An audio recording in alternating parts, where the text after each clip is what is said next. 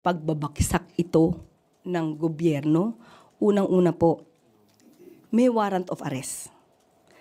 Pangalawa, may case na nakafile.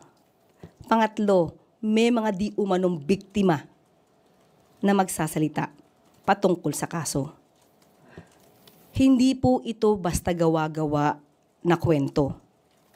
May mga biktima. Hindi ito pagpaplanta ng ebidensya. Hindi galing ang kaso sa Pilipinas. Ito, ang kaso ay pending sa ICC. Ano ang magiging dahilan nila para himukin ang taong bayan na mag-alsa laban sa pamahalaan?